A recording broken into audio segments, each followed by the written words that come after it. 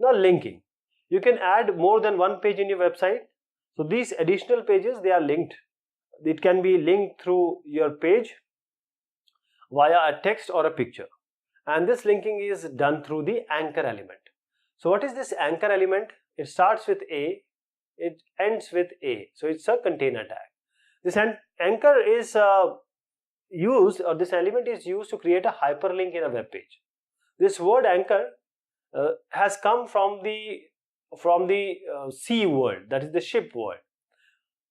Whenever a ship comes to or wants to dock, it has to have a anchor. So the anchor supports the ship when it reaches the home, and similarly the document link supports the text or the picture on the home page. So anchor element, it consists of three parts. This is a start, this is a A. It contains the attribute like the HREF, which is mandatory. We'll talk about this. This is a hyperlink reference. This is target and name. Target and name are optional. The text or the image, they are to be hyperlinked. And then end, of course, will be the slash with the A. So what is the basic syntax? This is A. You ended with A. You have given a H reference, and this is the address of the supporting web page. This is a target. We'll talk about this. Name. This is the content. And now this you have to press so that it can go to this page. So this attribute of anchor tag, which are href, name and target. Href is what? Href is hypertext reference. This is mandatory. You cannot skip it in anchor tag. This href attribute takes the value of the address of supporting document, and both the relative and absolute links can act as the value of the href attribute. For example, you see, this is anchor tag, this is the href, or you can say hypertext reference. This is the link which is going to open if you press website of W3C. So to link a page on another website, you need to give the full web address as you see here. Such type of link is called the absolute, as it specifies both the protocol HTTP and the host name, like this. This relative link can also be given, can also link to a page from the same site. If you were linking the page to the same folder, you just have to give page1.html. href can be just like this, href. Now we talk about the target. So what is this target? This target attribute helps in opening a page, because if you open a page, if you have a link, you want to open it in another window, or you want to open it in the same window. So this blank opens the web page in new browser window, while this underscore top opens the link web page in the currently active, this one only, active browser window.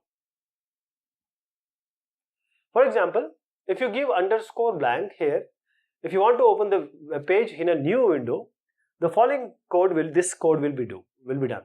And if you want to open the linked web page in the same browser window, you have to use underscore top. So this is how it is going to be. Now name. This name attribute gives the name of the anchor tag, and this attribute takes the value as text string, and this just helps in linking to a specific section within the web page that has been named.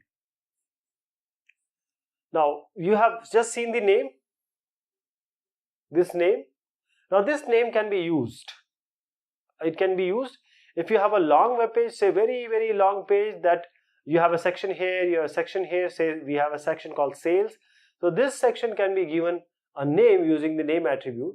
So this purpose of the name is that the anchor can link to the named anchor, like this. So this is the anchor tag. Now you want to go to a section which is named as sales section. If you want to link to some named anchor, to link to a named anchor, you have to use a hash mark in the end of the URL, uniform resource locator of the web page, which is followed by the name of the section it will open. I'll show you how. To link a section name which is called as the sales section within a page which is called as, say, named example HTML, this is the code. So this is the code, you are using a hash. So this is the page, and with hash you have sales section. If the link is to be named anchor, is the same page that you don't need. Now you don't need the file name of the web page. Just use the hash mark and the name of the anchor. If you want to link to the sales section here in the existing page, as I just told you, you just have to use hash. Don't write that HTML page. So just understand this one, a named anchor itself doesn't have a hash mark. See, no hash. But a link to the named anchor always has a hash mark. Now, email link.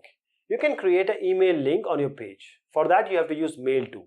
So the browser will read an email link using the value starting with mail to.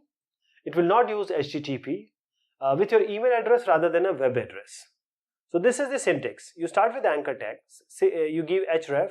This is mail to, and this is your email ID, and then you have a content here.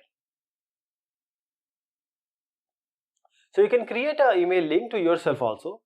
For that, what you have to do, this is a href, this is your mail to, and you have content here. So when you press this email to myself, when the user would click to this, the mailbox of the Gmail, because this is Gmail, will open with the address this one after the field to. You can make an image also as a link. So the basic syntax to create an image as a link is like this.